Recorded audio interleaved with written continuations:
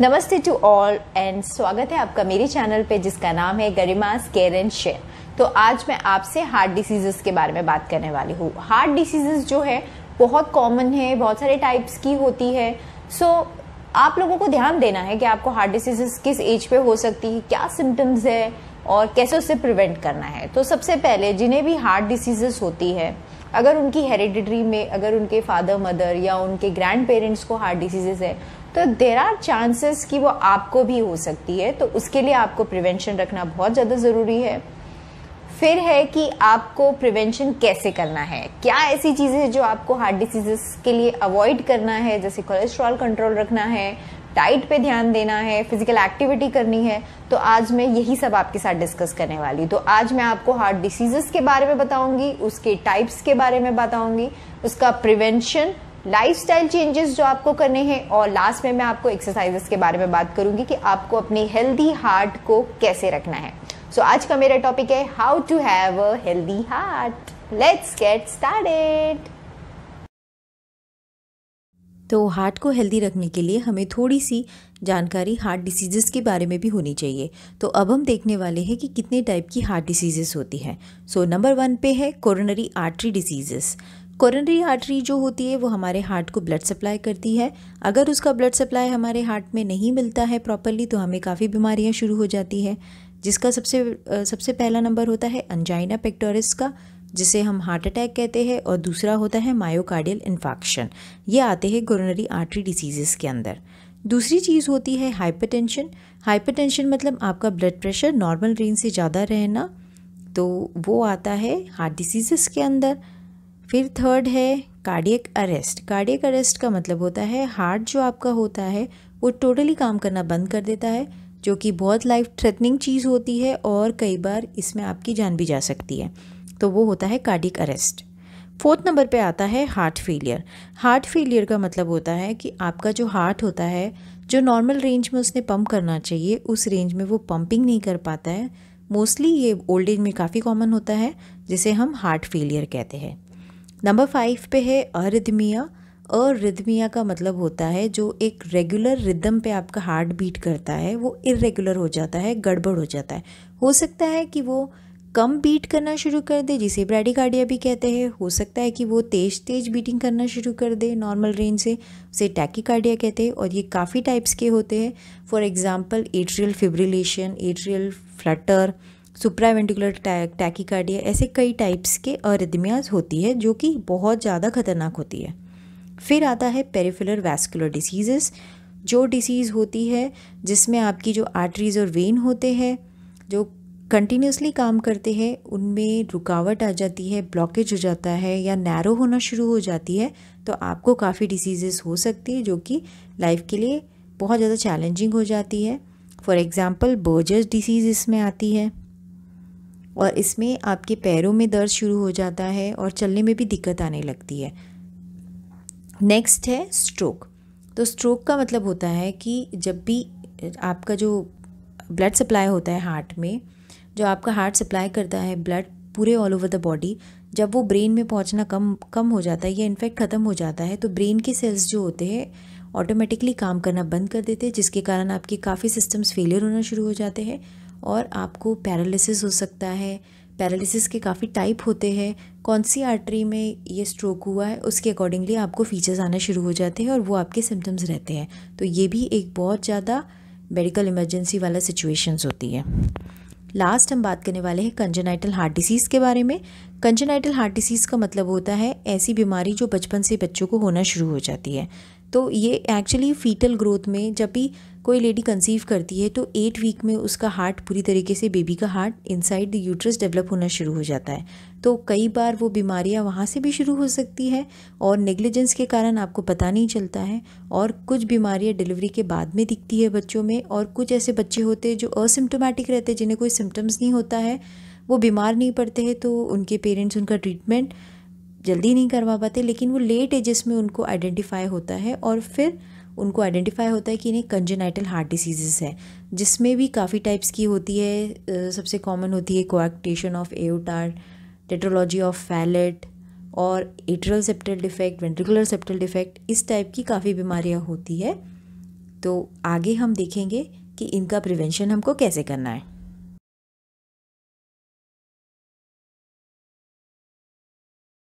अब हमें अपने हार्ट को हेल्दी रखने के लिए कुछ मॉडिफिकेशंस करने ज़रूरी है। तो सबसे पहला हम हेल्दी डाइट फॉलो करेंगे।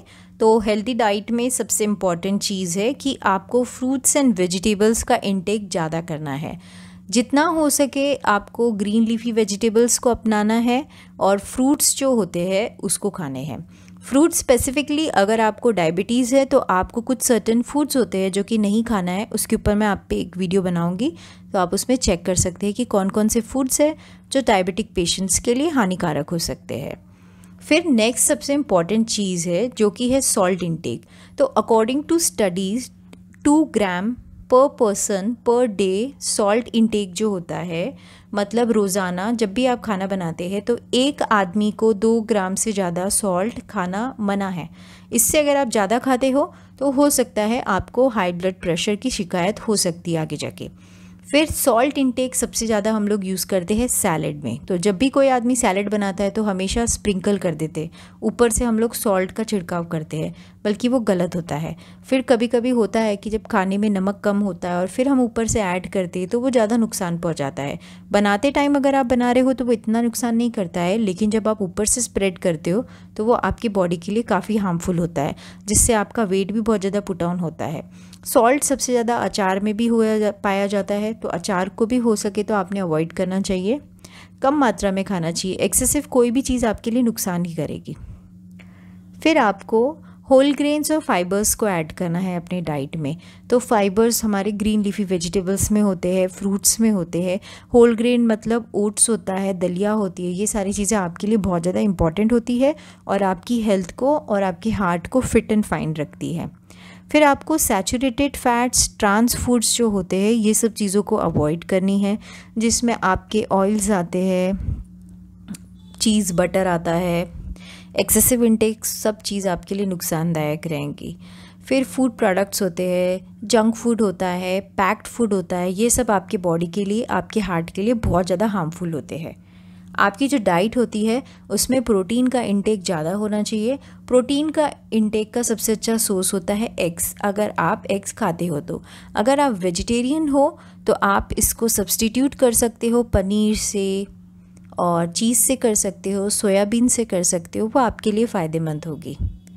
फिर नेक्स्ट है कि ऑयल, सबसे बड़ी चीज़ ऑयल। आपने देखा होगा कि लोग ऑयल पे बहुत ज़्यादा फोकस करते हैं कि हमें तो राइस ब्रान ऑयल खाना है या हम ऑलिव ऑयल खाते हैं, लेकिन एक्चुअली ऑयल कोई भी खाओ, इसका बेसिक इसके पीछे होता है साइंस कि ऑयल जो होता है उसे आपको हर महीने या हर 2 महीने में चेंज करना चाहिए।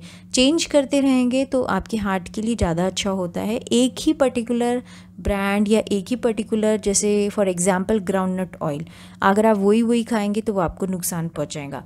दूसरी चीज़ है कि ऑयल का ऐसा है कि आप कोई भी ले सकते हो, इट्स नॉट पर्टिकुलरली कि कोई एक स्पेसिफिक ब्रांड है जो बहुत अच्छा है। आप कोई भी कंपनी का ऑयल यूज़ कर सकते हो, लेकिन उसे आपको कॉन्स्टेंटली चेंज करते रहेंगे तो आपके लिए ज़्यादा यूज़फुल रहेगा। फिर एक सबसे इम्पॉर्टेंट चीज़ है कि ऑयल में जब हम फ्राई करते हैं तो वो जो बचा हुआ तेल होता है उसको अगेन लोग यूज़ करते हैं। कई बार काफ़ी घरों में ऐसा देखा है कि वो लोग अगेन एंड अगेन, जैसे पापड़ तलने का ऑयल होता है तो वो अगेन एंड अगेन उसमें पापड़ तलते हैं। या जैसे आपने देखा है कि बाज़ार में हम जो सब चीज़ें खाते हैं, समोसे, पकौड़ी, कचौरी, तो वो एक ही सेम ऑयल में बनी हुई रहती है, एक ही ऑयल में फ्राई की होती है, जब तक का वो ऑयल ख़राब नहीं हो जाता है। वो ऑयल जो होता है वो आपकी बॉडी के लिए सबसे ज़्यादा हार्मफुल होता है। इसीलिए भी हमें मैक्सिमम टाइम बाहर का खाना जब हम खाते हैं तो वो हमें नुकसान पहुंचाता है। तो इन चीज़ों को आपको ध्यान देना है और अपनी डाइट को हेल्दी रखना है और अपने हार्ट को भी हेल्दी रखना है। अगर आप ये सब चीज़ इंक्लूड करेंगे तो आपके लिए बहुत ज़्यादा बेनिफिशियल रहेगी। अगर आपको कोई डाउट है तो आप प्लीज़ कमेंट सेक्शन में डाउट को क्लियर कर सकते हैं। अब सबसे इम्पॉर्टेंट है कि आपको आपके दांतों का भी ध्यान रखना बहुत ज़्यादा ज़रूरी है। तो इसके लिए आपको रेगुलरली अपने दांतों को सफाई करना है और हमेशा डेंटल हाइजीन मेंटेन करनी है। हो सके तो 2 बार आपने ब्रश करना चाहिए। डेंटल दांतों का रिलेशन हार्ट से इसलिए है बिकॉज़ जो लोगों में ज़्यादातर कैविटीज़ पाई जाती है, जिन पर्सन्स में, उन लोगों को हार्ट की बीमारियां भी होती है। तो उस कंसिडरेशन के कारण आपको आपके दांतों का भी ध्यान रखना बहुत ज़्यादा इम्पॉर्टेंट है। अगर ऑलरेडी आपको कोई हार्ट डिसीज़ेज़ है तो आपको एक्स्ट्रा केयरफुल रहना ज़रूरी है इसके साथ। गम डिसीज़ेज़ जो होती है दांतों में, जिंजिवाइटिस होती है, ये सारी जो होती है, इसमें क्या होता है कि जो आपका इन्फ्लेमेशंस होता है वो आपके ब्लड के थ्रू आर्टरीज़ में कैरी करता है, और आर्टरीज़ उससे कैरी कर लेती है तो वो आपके बॉडी के लिए नुकसान होता है और वो आपके हार्ट को अफेक्ट करती है, जिसके कारण आपको स्ट्रोक होने के चांसेस भी हो सकते हैं। इसलिए आपको रेगुलरली ब्रश करना बहुत इंपॉर्टेंट है। हो सके तो आपको फ्लॉसिंग भी अपने डेली रूटीन में इंक्लूड करना ज़रूरी है। और जब भी आपके दांतों में कोई कैविटीज़ हो या कुछ एक्स एंड पेन्स हो तो उसका ट्रीटमेंट लेना ज़रूरी है। इग्नोर करते हैं तो बाद में पछताना आपको ही पड़ता है, बिकॉज उसके ट्रीटमेंट फिर लंबे चलते। अगर छोटे में आप फिलिंग करा ले तो ज़्यादा बेटर रहता है, लेकिन लॉन्ग रन में फिर वो लंबे प्रोसीजर्स पे जाता है और इसका स्ट्रेट अवे इम्पैक्ट आपके हार्ट पे भी पड़ता है अगर आपको प्री एग्जिस्टिंग हार्ट की कोई बीमारियाँ हैं तो। अब सबसे इम्पॉर्टेंट चीज़ है कि आपको प्रॉपर स्लीप लेना बहुत ज़्यादा ज़रूरी है। तो प्रॉपर स्लीप का मतलब है कि पूरे दिन में एटलीस्ट मिनिमम 8 आवर्स स्लीप आपके लिए बहुत ज़्यादा ज़रूरी है। अब एक सेकेंड इम्पॉर्टेंट चीज़ है कि लोगों को खर्राटे बहुत ज़्यादा आते, तो जिन्हें हार्ट डिसीज़ होती है उन लोगों को खर्राटे बहुत आते हैं, और इसमें एक बीमारी होती है जिसे स्लीप एपनिया कहते हैं। स्लीप एपनिया का मतलब होता है कि जब इंसान सोते रहता है और सोते सोते में वो इतना भूल जाता है कि वो सांस लेना रोक देता है। अगर सांस लेना अगर वो लंबे समय के लिए रोक देता है तो वो बहुत ज़्यादा हार्मफुल हो जाती है बॉडी के लिए। तो ये एक डिसीज़ है जो कि खर्राटे वाले पेशेंट्स को ज़्यादातर पाई जाती है। जो बहुत ज़्यादा खर्राटे लेते हैं तो आपको आपके पार्टनर्स को भी चेक करना है। अगर आपके फैमिली मेम्बर है कोई बहुत ज़्यादा खर्राटे लेता है तो उसका भी एक चेक होना ज़रूरी है, बिकॉज स्लीप एपनिया भी बहुत ज़्यादा कॉमन एक चीज़ है। सो इग्नोर नहीं करो स्नोरिंग को, खर्राटों को, और प्रॉपर स्लीप लेना रिलैक्सेशन के लिए आपकी बॉडी के लिए बहुत ज़्यादा इम्पॉर्टेंट है। तो अगर आपको फिज़िकली फ़िट रहोगे, एक्टिव रहोगे, तो आपकी हार्ट डिसीज़ेस को आप काफ़ी हद तक इग्नोर कर सकते हो। तो उसके लिए आपको क्या करना है? उसके लिए आपको बहुत इजी चीज़ है कि आपको बहुत लंबे टाइम के लिए बैठना नहीं है। कुछ स्टडीज़ के अकॉर्डिंगली ऐसा पाया गया है कि जो आदमी 6 से 8 घंटा या उससे ज़्यादा कंटिन्यूसली बैठ के काम करता है, बीच में ब्रेक भी नहीं लेता है, उठता भी नहीं है, तो उसका इक्विवेलेंट होता है 30 स्मोकर्स का। मतलब दिन में अगर आप 30 टाइम्स स्मोक करते हो तो उसका जो रिज़ल्ट पड़ता है वो ही सेम रिज़ल्ट आपके हार्ट पे पड़ता है अगर आप लॉन्ग सिटिंग करते हो। तो आप समझ सकते हो कि कितना हार्मफुल है एक जगह पे बैठे रहना और कुछ भी नहीं करना। तो उसके लिए आपको क्या करना है कि आपको अपने बीच के शेड्यूल में से टाइम निकालना है। और जैसे फॉर एग्ज़ाम्पल एक IT इंजीनियर होता है, तो जैसे अभी कोरोना का टाइम चल रहा है तो वो घर पे बैठ के काम करते, तो उन लोगों को क्या करना है कि उन लोगों को अपने पोस्चर्स को इम्प्रूव करना है और अपने टाइमिंग को भी सेट करना है कि हर 1 घंटे में उन्हें एटलीस्ट 10 मिनट्स वॉक करना चाहिए। हो सके तो उन लोगों ने पानी ज़्यादा पीना चाहिए, ताकि पानी ज़्यादा पिएंगे तो उनको यूरिन होगी, यूरिन के बहाने वो उतना आना जाना कर सकते हैं। जैसे अगर वो फ़ोन पे कॉल अटेंड कर रहे हैं तो उन लोगों ने एटलीस्ट वॉक करना चाहिए। इस तरीके के छोटे मोटे जो मॉडिफिकेशंस है वो उन्हें अपनी लाइफस्टाइल में अडॉप्ट करना बहुत ज़्यादा ज़रूरी है। सो हर 1 घंटे में अगर आप 5 मिनट्स भी वॉक करोगे तो वो आपके लिए बेनिफिशियल होगा। पूरे टाइम लेटे रहना, सोए रहना, ये बहुत ज़्यादा हेल्दी नहीं है, हार्ट डिसीज़ेस को वेलकम करता है और ये क्या करता है कि रिस्क पैदा करता है हाई ब्लड प्रेशर और हाई कोलेस्ट्रॉल के लिए। तो आप लोगों को हेल्दी रहना और फिज़िकली फ़िट रहना बहुत ज़्यादा ज़रूरी है। तो उसके लिए सबसे इम्पॉर्टेंट चीज़ है कि आपको एक्टिव रहना है पूरे दिन भर में, और रेस्ट तो आप बाद में आराम से रात में कर ही सकते। तो हार्ट को सबसे ज़्यादा हेल्दी रखने के लिए सबसे इम्पॉर्टेंट चीज़ है कि आपको आपका वेट कंट्रोल, मतलब आपको आपके वज़न पे ध्यान देना बहुत ज़्यादा ज़रूरी है। अगर आप हेल्दी रहेंगे तो आप अपनी काफ़ी बीमारियों से जो चल रही है, सदियों से चल रही है, जैसे ओबेसिटी है, डायबिटीज़ मेलाइटिस है, ये सब से आपको बचाव मिलेगा। हार्ट डिसीज़ेस के साथ में और काफ़ी डिसीज़ेस है, जो आपका वेट बढ़ता है तो आपका रिस्क हो जाता है अदर डिसीज़ेस को वेलकम करने का। मतलब आप एक तौर पे आप इनवाइट कर रहे हैं कि चलिए डिसीज़ेस लाइक दैट। तो BMI अगर आपका 25 रहता है, उससे कम रहता है, तो वो आपकी बॉडी के लिए ऑप्टिमल है और उसे हेल्दी कहा जाता है। 25 से ज़्यादा अगर आपका बॉडी मास इंडेक्स होता है तो वो आपके लिए बहुत ज़्यादा खतरनाक होता है। जैसे जैसे उसका पॉइंट्स बढ़ते जाता है वैसे वैसे आप ओबेसिटी की तरफ बढ़ते हैं, ओवरवेट की तरफ जाते हैं। तो अकॉर्डिंग टू मेयो क्लिनिक जो मेल्स होते हैं उनका जो सर्कमफ्रेंस होता है वेस्ट का वो 40 इंच से ज़्यादा होता है, मतलब वो ओवरवेट है। और जो फीमेल्स होती है अगर उनका 35 इंच से ज़्यादा होता है तो वो ओवरवेट मानी जाती है। सो आपको अपना कंट्रोल करना वेट का बहुत ज़्यादा इंपॉर्टेंट है। अब बच्चों के लिए भी ये चीज़ बहुत इंपॉर्टेंट है। जो ओवरवेट बच्चा होता है वो ओवरवेट अडल्ट में कन्वर्ट होता है। ये नहीं है कि बहुत ओबीस बच्चा है तो वो बड़े होके कम हो जाता है, क्योंकि ओबेसिटी फिर उसे कंट्रोल करना बहुत डिफ़िकल्ट होता है अगर आप उस पर ध्यान नहीं देते हो। तो overweight kid will become overweight adults in future. So be careful and control your weight. Obesity equally 2 to 6 times ज़्यादा रिस्क करता है आपकी हार्ट डिसीज़ का। अगर आप ओबीस है तो बहुत पॉसिबिलिटीज़ है कि आपको हार्ट डिसीज़ होने के चांसेस हैं। सो नॉर्मल जो वेस्ट हिप रेशो होता है, इसके ऊपर मैं एक सेपरेट टॉपिक बनाने वाली हूँ कि आप खुद कैसे चेक कर सकते हो कि आपका वेस्ट हिप रेशो कितना है। सो उसकी रेंजेस मैंने यहाँ पे दिया हुआ है, वुमेन के लिए क्या आइडियल है और मेन के लिए क्या आइडियल है। अगर आप एप्पल शेप्ड ओबेसिटी में है तो एप्पल शेप्ड ओबेसिटी होती है, जिसका मतलब होता है कि जो पेट होता है आपका वो ज़्यादातर बाहर निकला रहता है, जिसे एप्पल शेप का कहा जाता है। मतलब आपकी अपर और लोअर बॉडी स्लिम रहती है और जो मिडिल पोर्शन होता है वो हैवी होने लगता है, उसमें वेट ज़्यादा आ जाता है, तो उसे एप्पल शेप्ड ओबेसिटी कहते हैं। वो सबसे ज़्यादा रिस्क होते हैं हार्ट डिसीज़ेस के। So be careful and please check कि आप एप्पल शेप ओबेसिटी में तो नहीं आ रहे हैं। इसके लिए मैं एक स्पेसिफिक वीडियो आपके लिए बताऊंगी ताकि आपको ये भी समझ जाए कि एप्पल शेप्ड ओबेसिटी और पेयर शेप्ड ओबेसिटी में क्या डिफरेंस है और आप किस कैटेगरी में फॉल होते हैं।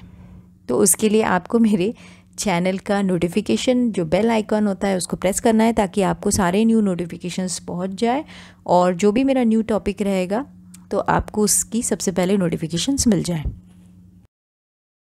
अब हेल्दी लाइफस्टाइल अपनाने के लिए आपके कुछ सर्टेन एम्स होने चाहिए। एम्स मतलब जो रूल्स एंड रेगुलेशंस है वो आपको फॉलो करना है, वो बहुत ज़्यादा इंपॉर्टेंट है। तो सबसे पहला है डू नॉट स्मोक। तो स्मोकिंग का आपको हर डिसीज़ में आइडिया है कि स्मोकिंग बहुत ज़्यादा डिस्टर्ब करती है आपकी बॉडी को, उसके बहुत ज़्यादा हेल्थ हज़ार्ड से, और हार्ट पे स्पेसिफिकली जो आपकी आर्टरीज़ होती है, तो आर्टरीज़ में क्या होता है कि आर्टरीज़ को वो नैरो बनाना शुरू कर देती है। तो सपोज़ एग्जांपल एक पाइप होता है आपका, जब आप पानी डालते हैं, जब आप गमलों में या प्लांट्स में पानी डालते हो और आप जब नोट करते हो कि अगर वो कहीं से मुड़ जाता है और कहीं से रुक जाता है तो पानी आना बंद हो जाता है। तो सेम चीज़ आप समझ लो कि स्मोकिंग क्या करती है कि आपकी आर्टरी को नैरो कर देती है, और कोई टाइम ऐसा आ सकता है जब आपका ब्लड सप्लाई उसमें से हो ही ना और आपको हार्ट अटैक आने के चांसेस बहुत ज़्यादा बढ़ जाते हैं। दूसरा है कि आपको आपके ब्लड प्रेशर को मैनेज करना है और आपको कंट्रोल करके रखना है। हमेशा आपने हर 2 महीने में अगर आपको ब्लड प्रेशर की शिकायत है तो आपने एक बार अपना ब्लड प्रेशर चेक करना ज़रूरी है। अगर आपके घर में बीपी अपैरेटस है, बीपी चेक करने की मशीन है, तो आप हर महीने में एक बार उसे चेक कर सकते हैं। बीपी चेक करने का मशीन से वो भी एक टॉपिक मैं बनाने वाली हूँ। So please stay tune to my channel so that you can see how to check blood pressure at home. Third है कि आपको आपकी कोलेस्ट्रॉल जो लेवल्स होते हैं उसको कंट्रोल करना है। कोलेस्ट्रॉल कंट्रोल करने के लिए आपको डाइट पे स्पेसिफिकली ध्यान देना है, जिसमें आपको सॉल्ट, शुगर और ऑयल और जंक फूड, इन सब चीज़ों में बहुत केयरफुल रहना है और हो सके तो जंक फूड को अवॉइड करना है। फिर है कि reduce blood sugar. Blood sugar जो होती है, जो शुगर जो होते हैं हम लोग ज़्यादातर खाते हैं, तो शुगर बहुत सारी चीज़ों में होती है, नॉट सिर्फ कि आपने चाय में डाला है या आप कुछ मीठा खा रहे हो। सो एरेटेड ड्रिंक्स होते हैं, फ्रूट जूसेस होते हैं, जो केंड वाले होते हैं फ्रूट जूसेस जो हम लोग पीते हैं, उनमें बहुत ज़्यादा क्वांटिटी में शुगर होती है, तो वो आपकी बॉडी के लिए वैसे भी नुकसानदायक होती है। उसके बदले आप हेल्दी जो जूस होता है, फ्रेश फ्रूट जूस जो होता है, वो पियेंगे तो वो आपके लिए ज़्यादा यूज़फुल रहेंगी रादर देन कैंड और प्रोसेस जूसेस जो मार्केट में अवेलेबल रहते हैं, और एरेटेड ड्रिंक्स मतलब कोल्ड ड्रिंक्स। खास करके बच्चे इन चीज़ों के लिए बहुत ज़्यादा एडिक्टेड होते हैं, और इसका एक रीज़न ये भी होता है कि काफ़ी बच्चे ओबेसिटी, इन सब चीज़ों के कारण उनमें चाइल्डहुड ओबेसिटी डेवलप होना शुरू हो जाती है। फिर आपको आपके वेट को कंट्रोल रखना ज़रूरी है, अच्छा हेल्दी खाना खाना है। टोबैको च्यूइंग या गुटखा जो होता है, टोबैको च्यूइंग, गुटखा, मैक्सिमम लोग गुटखा खाते हैं, वो बहुत ज़्यादा नुकसान करता है। सेम जैसे सिगरेट आपकी बॉडी के लिए नुकसान करता है, सेम टू सेम टोबैको भी आपकी बॉडी के लिए नुकसान करता है। फिर आपको आपके ड्रिंकिंग को लिमिट करना है और एक पर्टिकुलर अमाउंट ही आपके लिए सेफ़ होता है, उससे ज़्यादा बियॉन्ड अगर आप क्रॉस करेंगे तो वो भी आपके बॉडी के लिए हार्मफुल होगा। तो ड्रिंकिंग इटसेल्फ आपके हार्ट डिसीज़ेस के लिए भी हार्मफुल है, लेकिन वो आपके लिवर को भी ख़राब कर सकता है, आपकी किडनी पे भी सेम असर कर सकता है। सो limited drinking is safe for you. और लास्टली कि आपको आपके बॉडी का हेल्थ चेकअप हर 2 महीने में करवाना बहुत ज़्यादा इंपॉर्टेंट होता है।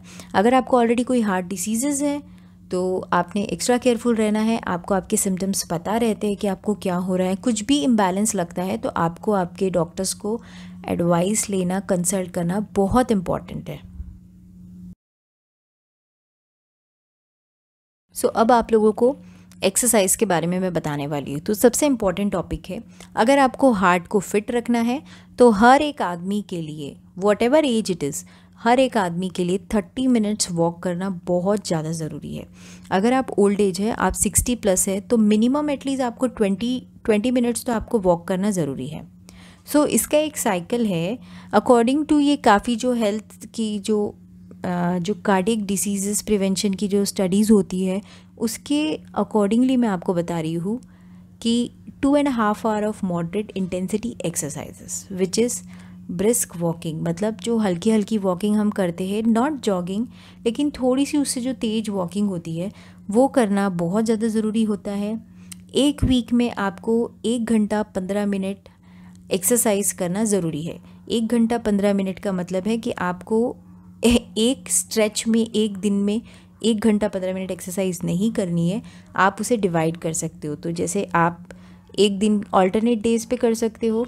तो जैसे एक दिन आपने ब्रिस्क वॉकिंग किया है तो नेक्स्ट डे आप कुछ हैवी एक्टिविटीज़ कर सकते हो। फॉर एग्जांपल आप एरोबिक एक्सरसाइज कर सकते हो 20 मिनट्स के लिए या 30 मिनट्स के लिए, जॉगिंग कर सकते हो या रनिंग कर सकते हो। लेकिन ये जो सारी एक्सरसाइजेस होती है उसमें आपको 5 to 10 मिनट्स का वार्म अप स्टार्ट करने से पहले करना बहुत ज़्यादा ज़रूरी है कोई भी मेन एक्सरसाइज के लिए। फॉर एग्जांपल सबसे पहले आप वार्म अप करोगे 10 मिनट्स के, उसके बाद आप 20 मिनट्स के लिए वॉकिंग करोगे। Walking where is brisk walking बोलो, एरोबिक्स बोलो, जॉगिंग बोलो या रनिंग बोलो, उसको ख़त्म करने के बाद में मिनिमम 20 मिनट्स आपको करना ज़रूरी है। उससे ऊपर आप कर सकते हो, आप टॉलरेट कर सकते हो तो आप कर सकते हो। इफ़ आप टॉलरेट नहीं कर पा रहे हो तो उसको आप कट शॉर्ट कर सकते हो। धीरे धीरे आपको प्रैक्टिस होगी तो आप उसको आगे प्रोग्रेस करते जाते हो। उसके बाद में सबसे इंपॉर्टेंट चीज़ है कि आपको कूल डाउन करना है। तो कूल डाउन एटलीस्ट आपको 5 to 7 मिनट्स करना है, जिसमें आपको ब्रीदिंग एक्सरसाइजेस करना है, जिसका मतलब होता है कि आपका जब हार्ट को आपको प्रिपेयर करना है, वार्म अप मतलब आप हार्ट को प्रिपेयर कर ले हो कि आपको एक विग्रेस एक्टिविटी करनी है, उसके बाद में आप हैवी एक्टिविटीज़ करेंगे अपनी, उसके बाद में आपको कूल डाउन करना है, क्योंकि जितने आपकी पल्स रेट हार्ट में जितनी एक्टिविटीज़ हुई है उसको आपको कूल डाउन करना है, कंट्रोल करना भी बहुत ज़्यादा ज़रूरी है। तो वो कंट्रोल करना है आपको ब्रीदिंग एक्सरसाइज के लिए। ब्रीदिंग एक्सरसाइज के लिए ऑलरेडी मैंने एक वीडियो बनाया हुआ है, तो आप चाहो तो आप मेरे उस वीडियो को देख सकते हो। उसमें मैंने कई टाइप्स ऑफ ब्रीदिंग एक्सरसाइज बताई हुई जो लंग्स के लिए भी इंपॉर्टेंट है एज वेल एज आपके हार्ट के लिए भी बहुत ज़्यादा ज़रूरी है, तो आप उसको भी चेक कर सकते हो। सो आपका टोटल सेशन होना चाहिए वार्म अप, आपकी main exercise and then cool down.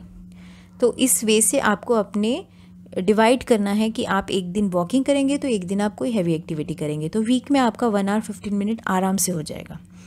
फिर उसके बीच में आपको 2 दिन निकालना है स्ट्रेंथनिंग एक्सरसाइज के लिए। स्ट्रेंथनिंग मतलब जिसमें आप वेट के साथ में एक्सरसाइज करते हो, थेरा बैंड्स के साथ करते हो, थेरा ट्यूब्स के साथ करते हो, या आपका वेट कफ होता है, डंबल्स होता है, जो भी आपके लिए टॉलरेट है। और ये स्पेसिफिकली आपका कोई असिस्टेंस होना ज़रूरी है। चाहिए तो आप अपने फिज़ियोथेरेपिस्ट के साथ कंसल्ट करके आप अपना वीक पूरा प्लान करा सकते हो, या अगर आप जिम वगैरह जाते हो तो आप उसके अकॉर्डिंगली भी अपना सेट कर सकते हो।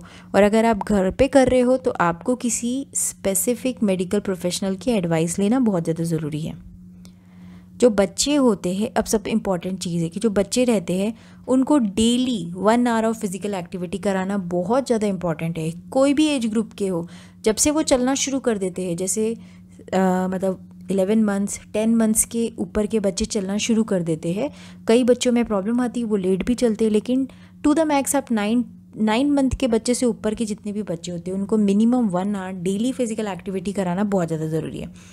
तो बच्चों में आप फोर्स तो नहीं कर सकते हो, तो बच्चों को आप जो उन्हें पसंद आता है, जैसे अगर उन्हें डांस पसंद है तो उन्हें डांस करने दो, उनको स्टेयर क्लाइंबिंग पसंद है तो उनको स्टेयर क्लाइंबिंग करा लो, या भागना, दौड़ना, साइकिलिंग जो आप करा सकते हो, लेकिन मिनिमम 1 आवर कराना बहुत ज़्यादा इंपॉर्टेंट है ताकि उनका हार्ट भी हेल्दी रहे और उनको एक एक्सरसाइज का इंपॉर्टेंस समझे कि बॉडी के लिए क्यों इंपॉर्टेंट है।